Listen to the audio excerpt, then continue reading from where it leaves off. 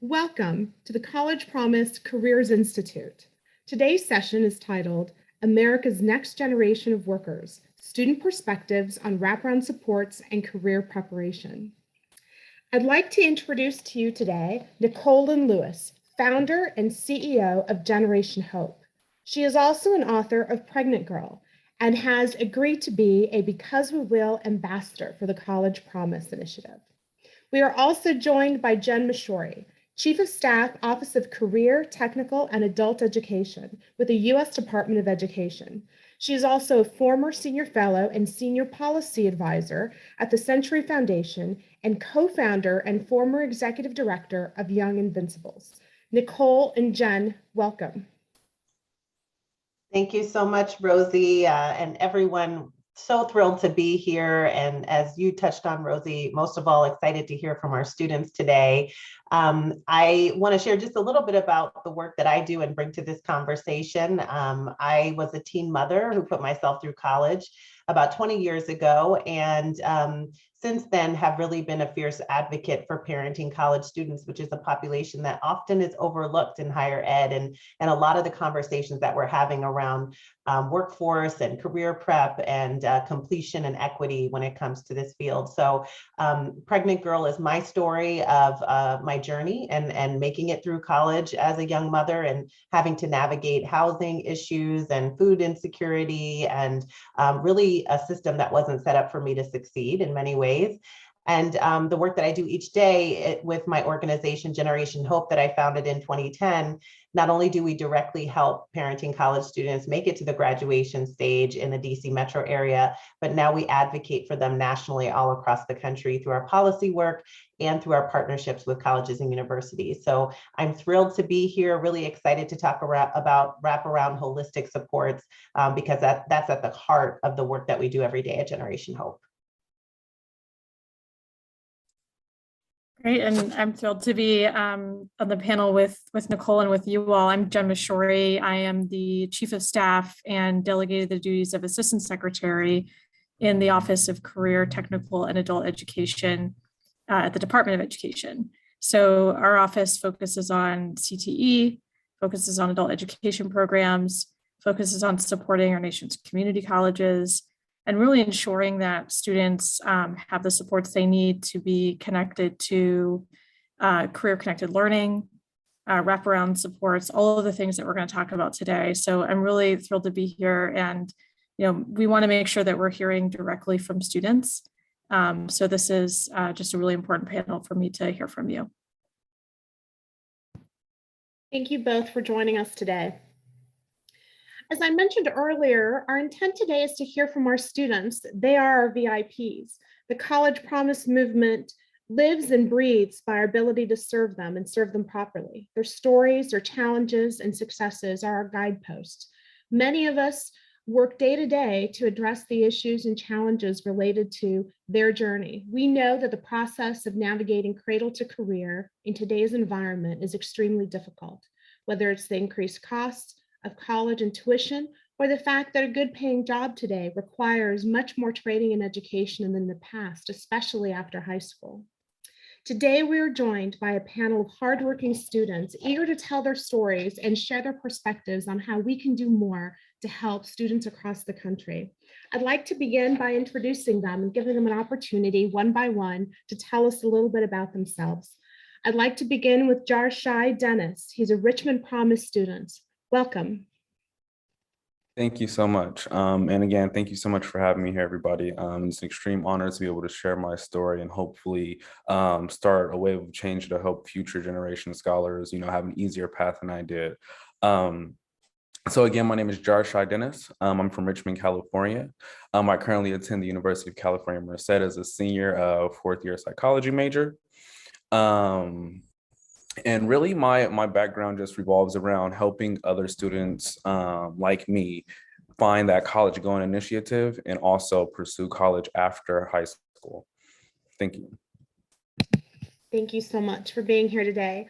Next up is Meyer Jackson. She's a student parent and attends New Jersey Community College Opportunity Grant recipient. Thank you for having me. Kind of put everything out there for me, made it easy for me. Well, I attend Hudson Community College at this moment, and I also attend Bergen Community College. I'm attending a separate course that they didn't have in the other college.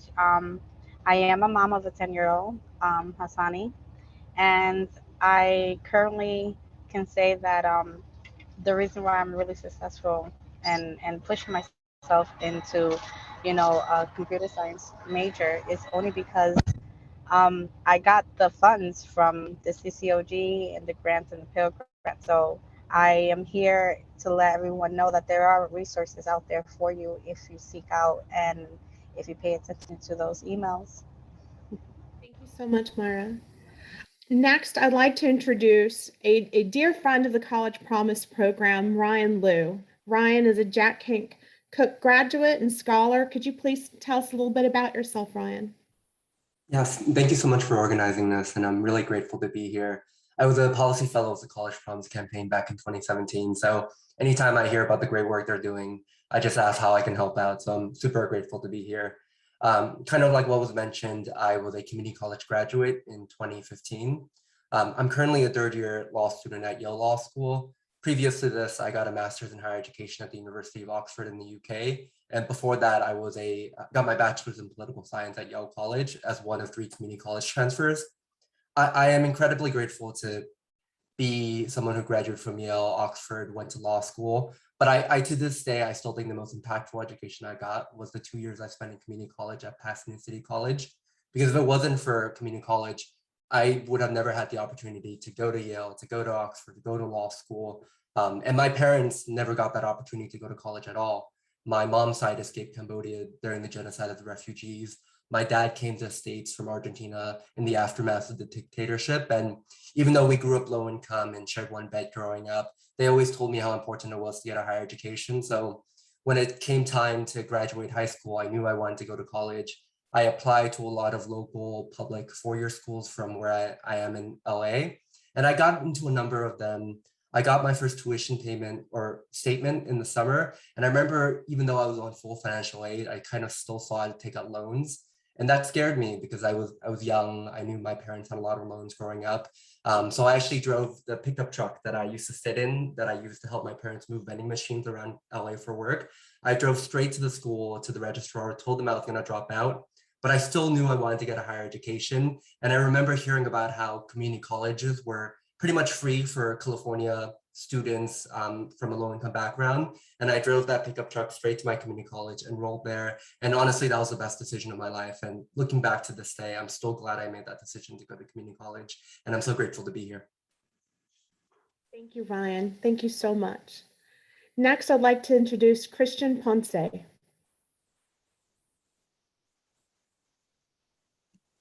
Hi, my name is Christian Ponce. Thank you so much for having me here. It truly is a privilege to speak and represent my family, my community, and my school. I was born in Pasadena, California, but I was raised in Charlotte, North Carolina. I've been interested in STEM ever since the 3rd grade, and my teacher would let me go on the computer and print out 1 photo a week from the Caltech JPL website. I'd see all the photos of space and the planets and the satellites and the rovers, and make a little photo book out of the color printer. With 1 photo of a week, I have a little piece of yarn, and I loved looking through it. It really inspired me to pursue a career in STEM. I started at a NAF Academy in high school, Charlotte Engineering Early College. NAF, or the National Academy Foundation, is a organization that seeks to use academic curriculum and work-based learning opportunities to help students achieve their career and educational goals. My educational and career goals have been greatly defined by my opportunity to capitalize on the opportunities that my parents and grandparents have given me through their sacrifices and their pursuit to achieve the American dream. My grandparents moved to California in pursuit of this dream. My parents worked pretty relentlessly to progress my family's story. They were the first to go and graduate high school, graduate college, in order to give my brothers and I a better life. Almost everything I do is trying to capitalize on that opportunity that they've given me to grow up in conditions better than they have, to have the privilege of financial stability, a stable home, educational opportunities. I realized the transformative power of STEM in helping me achieve these goals, and I pursued it relentlessly in high school, which NAF helped me out with internships, different opportunities, building professional network. It all helped out. I was admitted to Caltech in late 2020 to return back to California, where I'm from and where my family started this journey, and the place that inspired me to first pursue STEM in the 3rd grade. I am still working towards that goal, and I don't think it's one that'll ever be truly finished. I want to continue to capitalize on every privilege and opportunity, and I've tried hard to do this. I'm a freshman at Caltech. I've been here for 6 weeks. The first few weeks, I've been going researcher to researcher to researcher to try to get new opportunities, try to hustle and get something. And I started last week in the One Lab investigating the creation of synthetic genomes using CRISPR-Cas9. My goal really is to make the world hopefully a slightly better place through technologies I'm passionate about, like computer science and genetic engineering, to make the most out of everything my family's done. Thank you so much, Christian. I really appreciate you being here today. Next, I'd like to introduce Joseph to Masame. Thank you so much for having me here. My name is Joseph Tumuseme, and I am a computer engineering major at Southwest Tennessee Community College. I am a full-time student, and I am a father of 2 beautiful daughters, and I'm planning to graduate in December, this coming December, for my social degree. Thank you so much, Joseph. You are also a Tennessee Achieved Scholar, if I understand properly. Yes. Great. Thank you so much. Next, I'd like to introduce James Underwald. Welcome, James. Thank you for having me. My name is James Underwald. I just graduated from Warren County Community College with my associate's degree in unmanned aircraft systems. But this has actually given me the opportunity to rethink what I'm doing. And I'm still currently looking for something in my career, but this stepping stone has made me step back and decide that next fall, I want to pursue my bachelor's degree. And right now I'm currently interested in the aerospace degree at Rutgers University. I'm also a recipient of the New Jersey Community College Opportunity Grant. And, through that, I am now eligible for the Garden State Promise. So I'm hoping to be able to take advantage of that to continue my career and continue my education to, further my education until I have achieved the most knowledge that I can in my current industry. It is an up and coming industry. It is the wave of the future right now. And I'm just so happy to be involved in this, and anything I can do to further education for people that come from backgrounds of educational challenges. I was not a very good student in high school, and I spent most of my career in food service and customer service, and I was not making ends meet. And I decided to go back to school, and now my whole future is changed, and so many new doors have opened, and I can't say enough about these programs that help people get education. Thank you so much, James.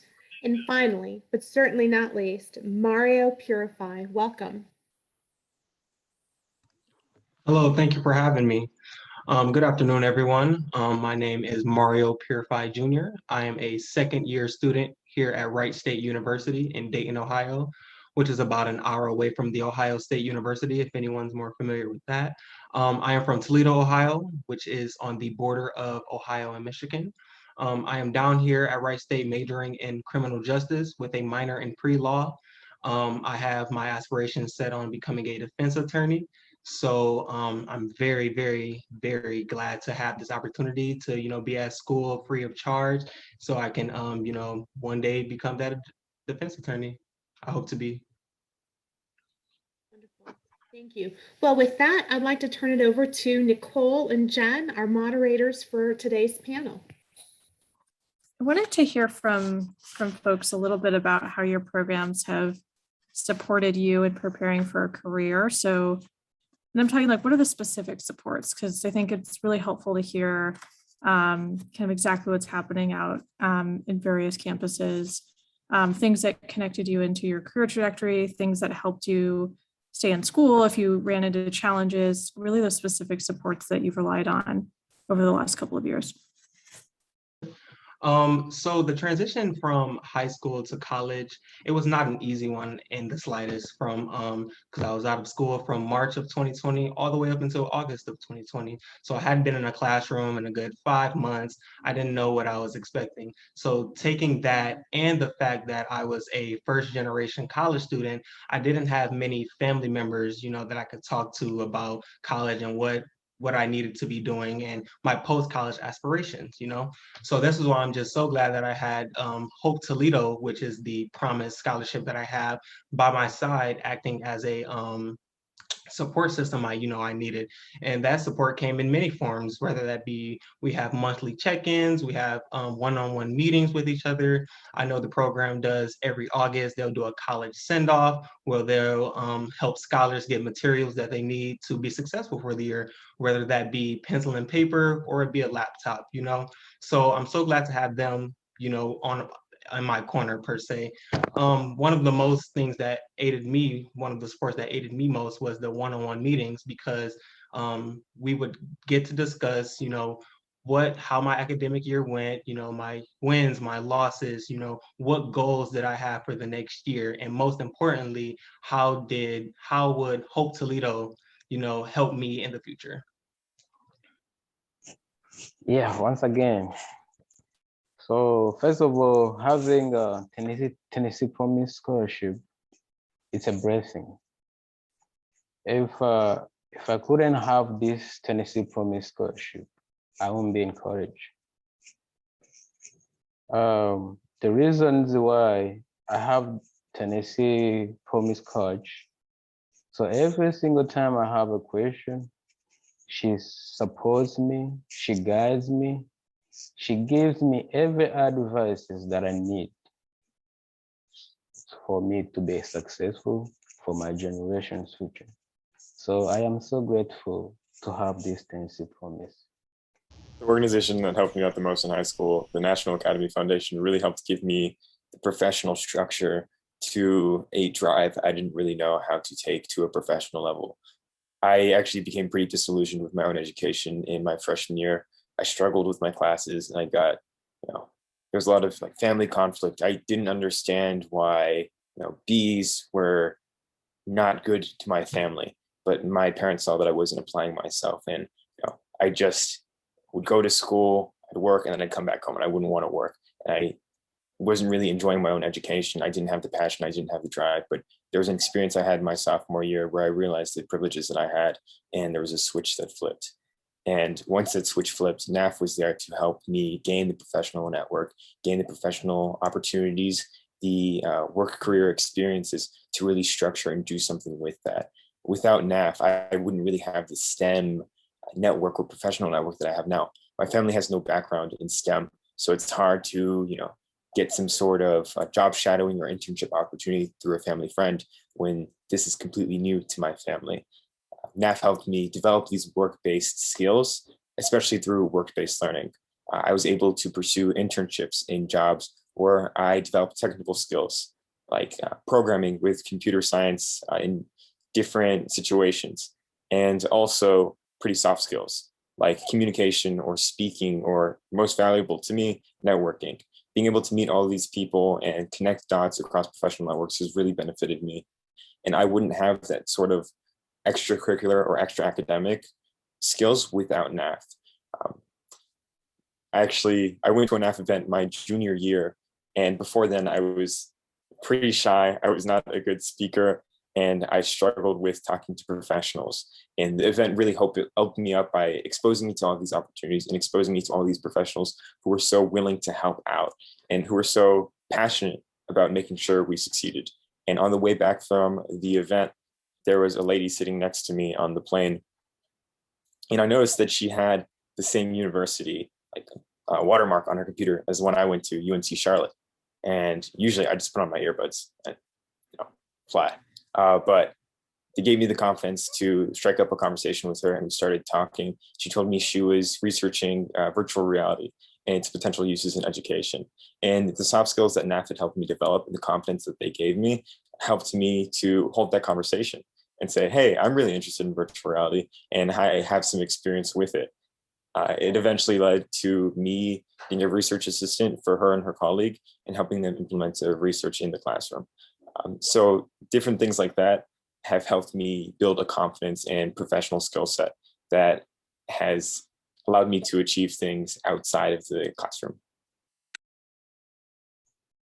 Great, thanks so much. I mean, just hearing all those examples are just so helpful for us to know, what sorts of supports are really working for students. And I think, Nicole, you have the next question.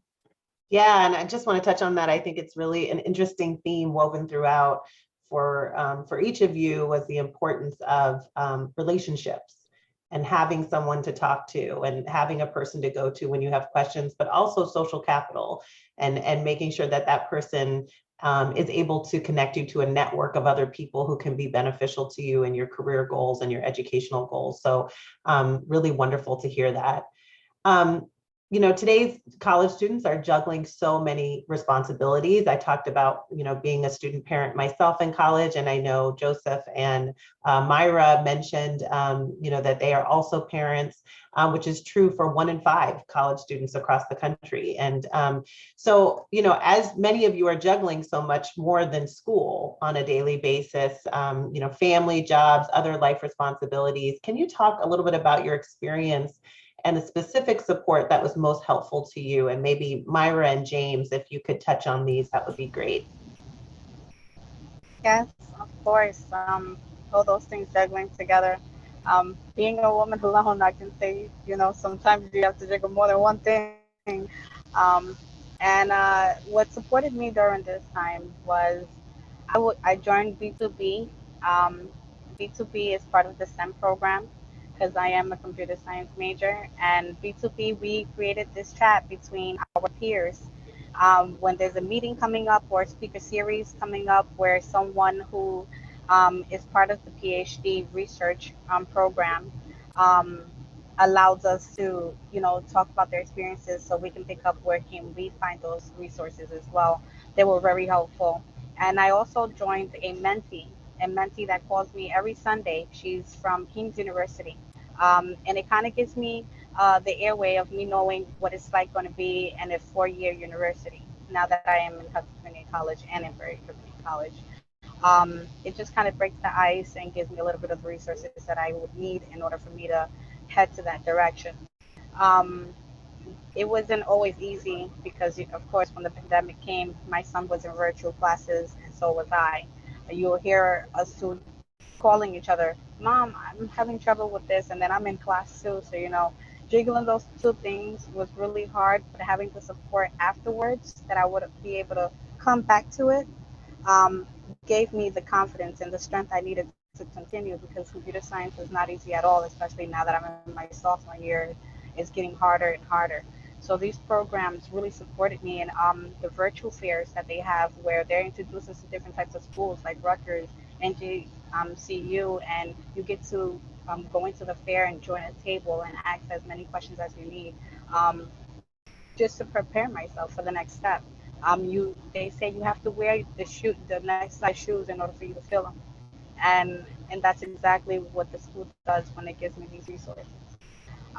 So I'm very hopeful to have that. And then at that time too, not for nothing, I was going through an eviction, and I was able to go to the library, which is for Hudson Community College, for me to use their library. They're closed at 10 o'clock. I was able to do my work there, and for the 2 weeks that I was struggling the most, my grades didn't drop. If anything, it motivated me more. So having these programs out there and sharing these resources is very important, and I appreciate them.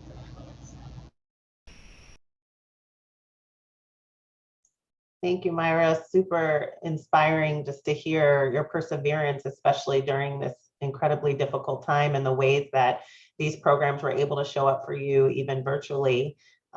Just really inspiring to hear. James, anything that you wanted to add here? Yes, I I'm in the same same boat. I'm a stepfather, two older stepsons. They just entered college this year. One is 20 and the other's 18. But when I started my journey, they were still, in high school and had just graduated from high school. And I needed to do something to further my future, with my new wife.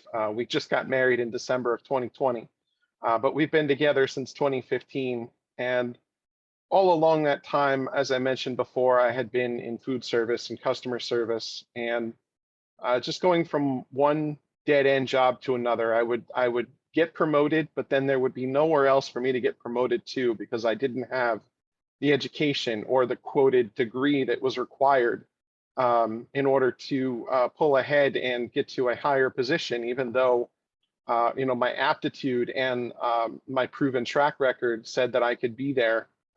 Those things were just holding me back. So I enrolled in Warren, and I was delighted to find out that they were going to be able to allow me to go there for free. I was not expecting that when I went to financial services. I thought there would be something that I would have to contribute, and that was going to be tough on our family. And I knew that I could not become a full-time student and graduate in 2 years if I was going to have to continue to work full-time. There was just no way that my schedule was going to work around it. But when I found out that school was for free and I didn't have to worry about those extra stresses of trying to pay for credit by credit by credit as I completed my degree. I was working part-time at a grocery store. I was an essential employee during the pandemic. So that was stressful as well. And, I completed my degree in the 2 years allotted. I took 12 credits my first semester, 15 my next two. And in order to finish on time, I took 18 credits my last semester. I graduated with a 3.95 summa cum laude, and that is the best I have ever been able to do academically in my entire life, and I am so proud of it. And without the New Jersey Community College Opportunity Grant, that would not have been possible. I would still be in school now. I would still be struggling to pay for all of my credits. I might not even be 3/4 of the way done by now if I had to pay for everything myself. There's always been a stigma on community college. If you go to community college, you're considered, less educated because they accept anyone, but that's not the case. It's just the opportunity for you to further your education so that you can go to those four-year schools and compete with everyone else that went there from the start. And, having gone back as an older adult, I'm 43 now. I just completed my first degree. I thought it was going to be a challenge to go back to school at an older age. I took advantage of all of the resources that I had at school. I used tutoring, so I was being tutored by people half my age to get through the basic courses. I struggled the most with going back to English after 20 plus years. But even with those supports, I was able to, not only complete it, but, succeed at it with the utmost confidence. And, now as I go forward and decide to further my education, I know that I can do it. I know it's going to be a lot harder than 200 level classes when I get into the 300 and 400 level classes in Rutgers, but the education that I've already received is preparing me for that. And I'm just so grateful for those opportunities. That's wonderful. Thank you so much, James. And what strikes me about your story is just what incredible things can happen when we remove the financial hurdles to a college degree. And we see that every day at Generation Hope is, the sky is truly the limit. And when you kind of hear your story and what you were able to achieve and those accomplishments that you should be so incredibly proud of, that's what we need to do more of for more students, who are in those same situations, who want to create a better future for their families. So thank you so much for sharing that. My next question is, as a first generation college student or graduate, how did your college or promise program support your career exploration? So especially as we think about what was missing there and how we can make this possible for more students. Jarshai and Ryan would love to hear from you on this question. Where is there room to grow? What can we do differently? I guess maybe I can start off. So like I'm one of those first generation students who feel like I have to constantly be involved in order to feel successful. I've always been super involved, some may even say over involved. Local programs like Rich Promise, Ed Fund, they help me to still be involved by providing me with summer internship opportunities to help me gain professional experience and development skills, which help me to better, time manage and just build overall, better professional skills. The Richmond Promise also really supported me by always being that guide for me as that first gen student. I don't have like any parents or anyone above me who went to college, so I really didn't know what I was doing. So Richmond Promise really helped me navigate through higher education by helping me find resources specific to my needs on my campus, and at the same time, always hosting workshops to help me learn new marketable skills, to help me keep updated on things that are going on within school. And then they also helped me because at the beginning of my college journey, I've as someone who struggles, with imposter syndrome, feeling like, the first person in my family to go to a four-year institution, when there's barely anyone who looks like me, it was very hard for me to stay engaged and stay motivated. And Richmond Promise and Ed Fund, they were very supportive in a means of they have this group where we meet online about like once a week, and we just talk about our experience. We talk about ways we can develop, and that was something that really helped me, like my first 3 semesters of college. And it also helped me find a better sense of belonging and be able to connect better on my campus as well. So one thing that I do know is that like if I didn't have these opportunities and support that I have had even before to my college journey and through my college journey, I would not have made it to where I am today. And that's something that's true. A place where I hope to see my local programs grow would be to have the capacity to support more scholars like me. I've noticed growing up and just even as I've made my way through college, a ton of my peers who didn't have these same opportunity, resources, connections that I've had, ended up taking a very different path from what mine looked like, even though they were just as capable, just as smart as I am, and wanted it just as much as I do as well. So I would like to see more resources. I don't know, maybe some government support to expand the capacity of these local programs to help address the specific needs of every scholar, to be able to help them as they did me. And yeah, that's pretty much all. One thing that I always tell people, it's like, I tell people all the time, if I didn't have these opportunities and resources that I didn't have, if I didn't have these scholarships supporting me going to college, I probably would have never gone. So I just want to say that, all of the support that I have gotten, or that I've gotten, has been very instrumental. And I just hope to see the same for other scholars hoping to take the same sort of path that I did as a first gen, not knowing how to get to college, but needing that support. Thank you. Speaking of career exploration, it's great, Mario, to hear you're interested in becoming a public defender. Unlike Jen, I haven't graduated law school yet, but if you want to talk about going to law school afterwards, let's definitely connect on that. I think James gave a great speech about the wonders of community college. And I really think that my time in community college gave me the opportunity to explore different careers. And really, it's for 2 reasons, I think, that community colleges allow that, and promise programs as well. One is affordability, and the second is flexibility. So in terms of affordability, during my time in community college, because I was able to get the Board of Governors waiver, which is now the Promise program, I was able to spend 2 years tuition free. I worked 3 jobs, but I was able to use that money to support my family, support my younger brother, and also put that into savings. And because I had a little money saved up, I could just explore different opportunities that weren't the most well paid, unfortunately. So like volunteering on local midterm elections. I got into a program where I got to intern on Capitol Hill in DC. It provided a little bit of a stipend, but still not much. But thankfully, because of community college, I was able to save up money, and just that in itself allowed me to explore these different opportunities. And I remember I was on Capitol Hill summer 2014 after my freshman year of community college. And at one point I was in the basement of Capitol Hill, and all the representatives and senators had just gone for vote, and they were walking back. And as they all passed by me, I looked at them and I realized that not only did most of them not look like me, but most of them also didn't share my background. And also the interns I met that year, all the interns I met went to four-year schools. They went to the Harvards and Yales because these internships were unpaid. So those were the people who could afford it. I met like a couple people who went to prep schools that gave them the support, and they also had the family resources.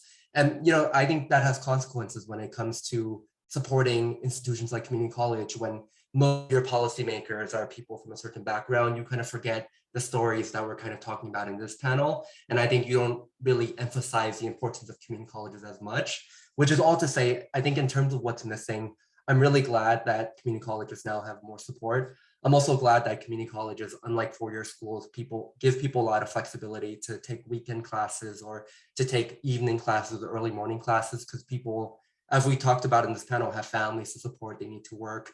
And community colleges really give people that opportunity. And that allowed me to explore different career options as well, because I could structure my classes around different opportunities. But I think the issue is that I went to community college while the public higher education system in California was still recovering from the Great Recession. Classes were being cut, class sizes were increasing. There just wasn't that sort of support, I think, from policymakers and the government that was needed to make these opportunities widely accessible. So in terms of like, where is there room to grow? I think there just needs to be this greater public support for community colleges and promise programs, and sort of the unique mission of these institutions that James alluded to earlier. Thank you so much. Such really so much in those responses in terms of what we can do here. What I heard loud and clear is more funding, more support, reaching more students. But I also heard that this is an equity issue in addition to it being an education issue. And I really want to elevate that as being super important as well. And I'll toss it over to you, Jen. I could stay here and soak up all this wisdom, but I'll toss it to you. Well, I just have one more question, and I think it really builds on some of the conversation we've already had, but just wanted to hear from folks, what do you want to make sure that leaders in the field, folks here in DC know about the next generation of leaders, next generation of workers, next generation of students? What do you want to make sure that we're hearing from you? I guess I would have to say, don't be afraid to take a chance on anyone, pretty much. You never know what someone's going through, their background, whatever the case may be. So I would have to just say, don't be afraid to take that chance, step out there. You never know what that person may be dealing with at home. And then just to echo Mario on that, taking a chance, like I said, there's so many many of my peers who missed out on opportunities that I didn't have, and I wish that they hadn't. So, if possible, let's try and expand those resources. Let's try and address those specific needs to our specific students. Some of us may deal with poverty. Some of us may deal with families and having our own families and poverty. Let's just make sure that we're drafting up these policies and we're looking to support students, that we're looking at it from this multiple identity perspective. Everybody needs different support.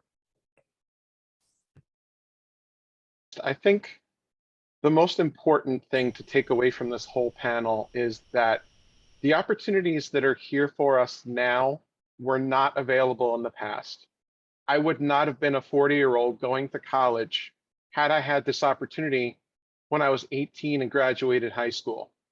I would not have made a lot of the life choices that I had I had the education that I should have had when I started my career. When I started out in the world on my own, I would have had a much better opportunity and so many more advantages to having this higher education. I just wanted to say that I wanted to add on just more face-to-face interactions when it comes to sharing these resources. If it wasn't for my counselor reaching out to me and letting me know about the CCOG, I would have never known. For some reason, I was not receiving those emails. If not, I would have jumped right on it, because I even done simple scholarships to write essays to get a little bit of, vouchers for books or anything. So more face-to-face seminars probably, or just events to invite. I know we're going through a pandemic and a lot of things are virtual, but I don't even have social media accounts. No Instagram, no Facebook, no nothing, you know. I'm more a face-to-face interaction person. So I would say having more resources out there just you know, in in person.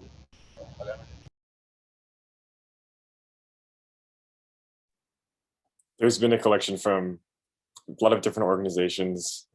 Like all the students on these panel represent different organizations that are trying to bridge the gap in opportunity for students. And it's been really inspirational to hear a lot of your stories.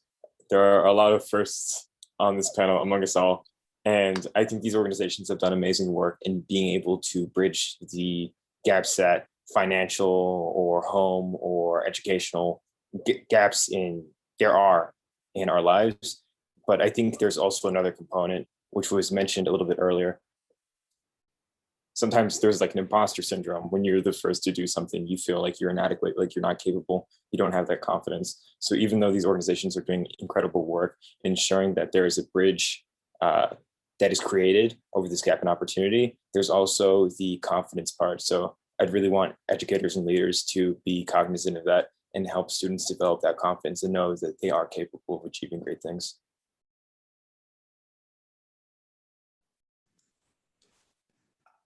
I think that policy can often be complex to, I mean, even policymakers, but especially people trying to live their normal lives. So I think the importance of having a simple, positive message is essential to reach people who most likely need the message. So I think the great thing about Promise programs is that there is a simple message. If you have the drive and you have the passion and you want to get these opportunities, then you will be able to go to college for free. And I think that cuts through all these complex, like financial aid policies and whatnot, and it just reaches the people who most need to think about them. And I just think about my own background too. I never thought I was going to end up at a place like Yale. I applied to transfer on a whim because I found a random news story about someone who transferred. And before me, the last time someone transferred my community college to Yale was in 1962, I believe, and I transferred in 2015. Every year since then, I've returned to my community college to encourage people to apply. And since I transferred, we've had 3 other students transfer to Yale, including one who just started her first year at Yale this past year. So I think having a positive message telling people that they can achieve these same things too is powerful regardless of the exact policies. And for me, I know that in life, sometimes life can be hard. But I would just say that the more you encourage yourself and the support you get from everyone, you can still be successful. You can still get to your goals. Yeah, so I would just encourage everyone to encourage themselves and ask questions.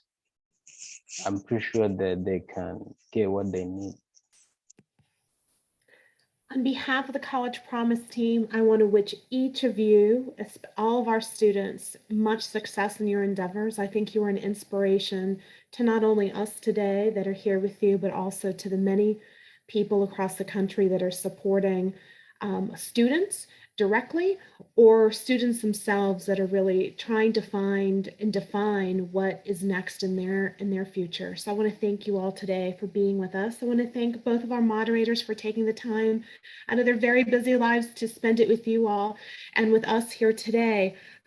Please, for the audience, please stick around. We have some important and exciting announcements up next. The Kresge Foundation will be announcing their grantees, over $2.5 million, specifically anchored towards Promise initiatives, especially those that are showing innovative potential. So thank you so much for joining us today. Thank you again for our panelists for being here, and have a great rest of your day. Thank you.